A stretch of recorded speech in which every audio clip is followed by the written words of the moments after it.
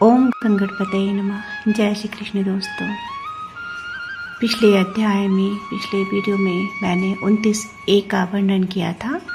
आज हम साईं सच्चरित का 29B के बारे में पढ़ेंगे, मतलब पार्ट बी के। तो आज हम पढ़ेंगे कि कप्तान नफरत के बारे में। बीकानेर निवासी कैप्टन हार्टी बाबा के बहुत बड़े भक्त थे। एक बार बाबा ने उन्हें स्वप्न में दर्शन दिए और कहा, क्या तुम मुझे भूल गए हो? नफरत ने तुरंत बाबा के पैर पकड़ लिए और उत्तर दिया, यदि कोई बच्चा अपनी माँ को भूल जाता है तो उसका उद्धार कैसे हो सकता है?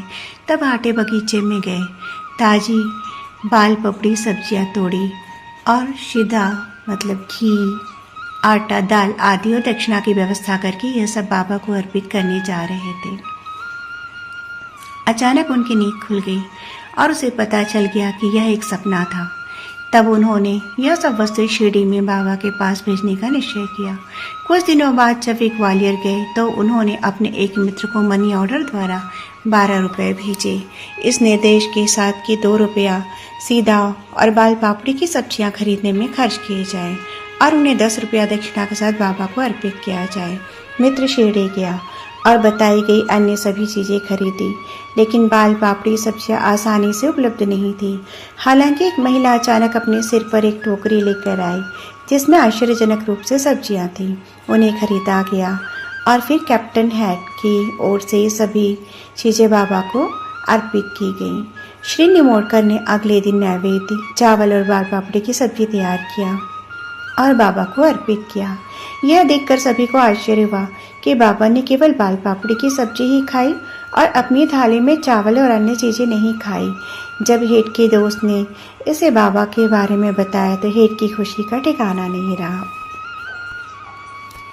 अब हम पवित्र सिक्के के बारे में बात करेंगे। एक अन्य अवसर पर कैप्टन हेड को एक सिक्का चाहिए था जो बाबा द्वारा पवित्र किया गया था। उसे एक मित्र मिला जो शिरडी जाने वाला था और हेड ने इस मित्र के पास अपना रुपया भेज दिया। मित्र शिरडी गया और सामान्य अभिवादन के बाद सबसे पहले उसने बाबा को अपनी दक्षिणा दी, जिसे बाबा ने अपनी जेब में रख लिया। फिर उसने बाबा हाटी को 1 रुपया दिया। बाबा ने उसने अपने हाथ में पकड़ लिया और एकटक देखने लगा। उसने अपने चेहरे के सामने रखना अपने दाहिने अंगूठे से उछाला और उसके साथ खेला।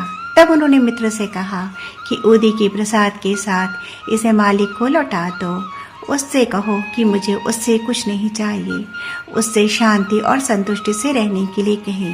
मित्र ने ग्वालियर लौटकर अभिमंत्रित रुपया हाटे को सौंप दिया और शिरडी में जो कुछ घटित हुआ उसे सब बता दिया।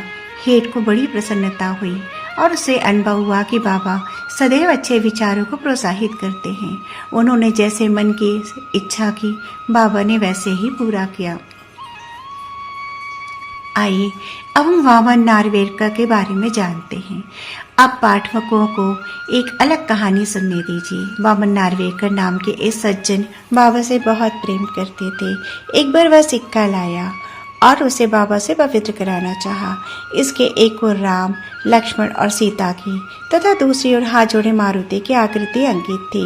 उन्होंने इसे बाबा को इस आशा से अर्पित किया कि वे इसे अपने स्पर्श से पवित्र करेंगे और उदी के साथ लौटा देंगे, लेकिन बाबा ने तुरंत उसे जेब में रख लिया।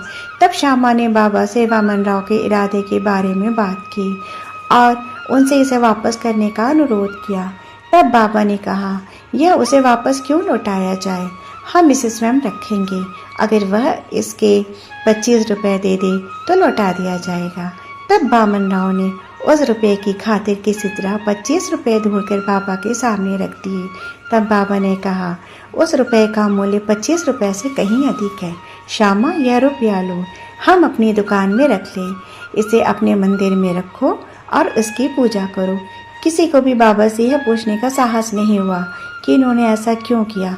केवल वही जानता है कि हर किसी के लिए सबसे अच्छा और सबसे उपयुक्त क्या है।